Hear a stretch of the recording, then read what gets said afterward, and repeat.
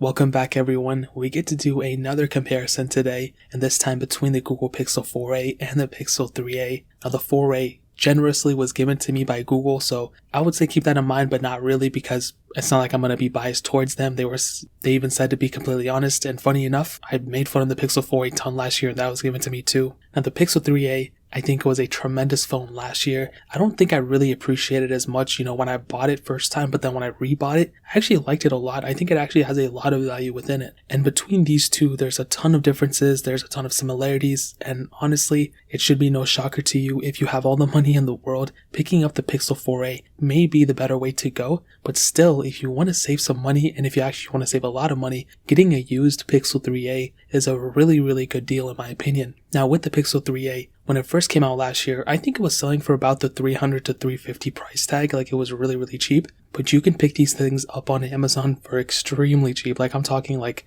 less than $200 nowadays, which is a really good price. So if you want to pick one up, I'll leave one link down in the description below. You can get them from there and help support the channel at the same time. Now the Pixel 4a is costing $350 right now, and like I said, just came out. The Pixel 3a came out a little bit over a year ago, so keep that in mind, because technically speaking, the Pixel 3a may actually, not last as long software-wise as the Pixel 4a, but we'll get into that in a second. Now looking on the front of both these things, the Pixel 3a has a 5.6-inch OLED display, it's 1080p, and ultimately, it's a pretty decent panel. For me to, even last year when this thing even had an OLED display and I heard about it, I was pretty shocked by it, because that's a pretty decent thing to have on a budget phone, and still maintaining that display is really cool. Now with the Pixel 3a, you're getting a little bit of bezel on the top and bottom, but it's really not that big of a deal to me. You're getting that front camera, which is really cool, which every phone has nowadays. I don't know why I hyped it up. But the panel doesn't even look that cheap. Like, it actually feels like a pretty good panel when I'm using it. The viewing angles are okay for the most part. It's definitely not a cheap feeling phone, but it's definitely not the most premium feeling phone.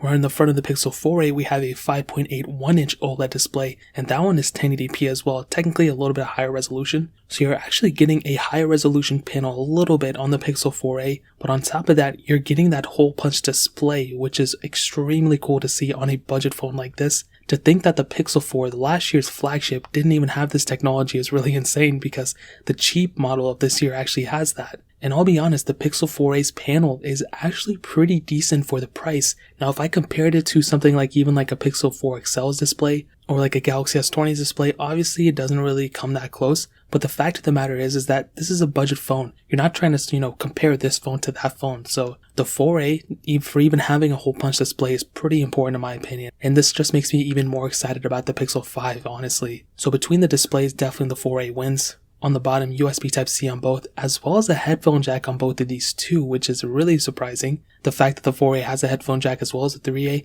that's pretty surprising. Honestly, it's kind of unneeded, but it is a feature and I really do like that. And on the back, fingerprint sensors on both, and a single camera setup on them as well. Now the back of the 3a, in my opinion, kind of feels a little bit better. Like, I feel like the whole entire 3a phone feels a little bit more premium than the 4a, but it's really not that big of a difference. I feel like, they're both built out of plastic, so keep that in mind, but when I'm feeling both in the hand, for some reason, the 3a just feels a little bit more premium. So, like I said, keep that in mind. It might not be a deal breaker. They both don't feel the most premium thing, but for the price that you're paying for, I think it would be, honestly worth it for the most part. So in terms of the outside, I think that pretty much covers it up for the most part. Now hitting on the software, like I stated before, the Google Pixel 3a came out last year. It started off with Android Pie. You were able to get Android 10 on it. I think I had the Android 11 beta on it as well, and it ran perfectly fine. Like, I didn't really have too many issues with it.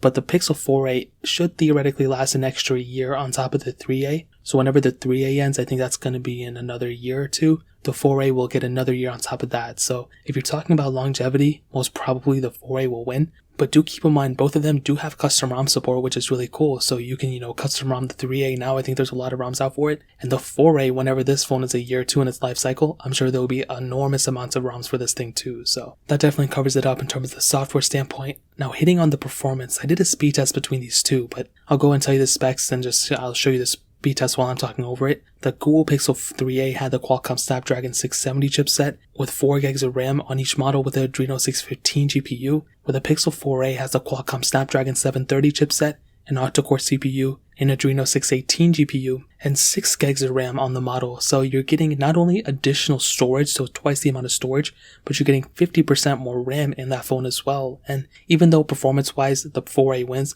and RAM management the 4A will win too. And as you can see on almost every single test that I've done, the Pixel 4A is actually beating it by quite a bit. And I'm glad to see this in terms of one generation to the other. Seeing this type of performance increase is really cool. And just keep this in mind, just like a year or two ago, 6 gigs of RAM on a phone was kind of a lot. You know, it wasn't actually a small amount. And even the Pixel 4 and 4 XL have 4 gigs of RAM. So this phone actually has 50% more RAM than the Pixel 4 and 4 XL that are still selling for more, which doesn't make any sense to me. So this phone in terms of performance I think is great. You're going to get really good performance out of it. Now if you're going to compare this phone to something like a OnePlus 8 or a Galaxy S20, obviously you're going to see some differences. The S20 is going to be faster, the 8 is probably going to be faster. But for a priced phone that this phone is priced at brand new, it's really hard to beat if I'm being honest. So in my opinion, performance wise, you have to give it to the 4A, dude. There's really no competition here. The 4A won in my opinion, but the 3A, you know, I'll give it some slack here and there. You know, I'll give it the benefit of the doubt for a little bit, but 4A definitely won in my opinion. Now hitting on the cameras, so like I stated, single camera setups on both. The Pixel 3A had a 12.2 megapixel sensor,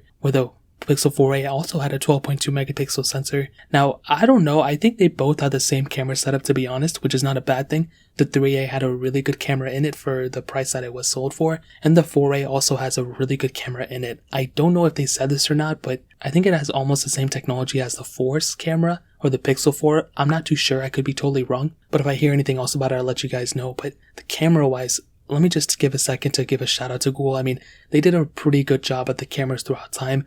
The Pixel 4 was a really weird thing. I don't know what they were thinking. Hopefully the Pixel 5 brings multiple camera setups, at least more than just the two that it originally came with the Pixel 4. But even though these budget phones only have single camera setups, as long as you have a pretty decent camera setup on one, then I think it's still passable. Like I've stated before though, more camera sensors are almost always better, and in this case, it would have been really cool if the Pixel 4a had an extra camera sensor, but again, it kind of makes sense for the price tag that they're going for.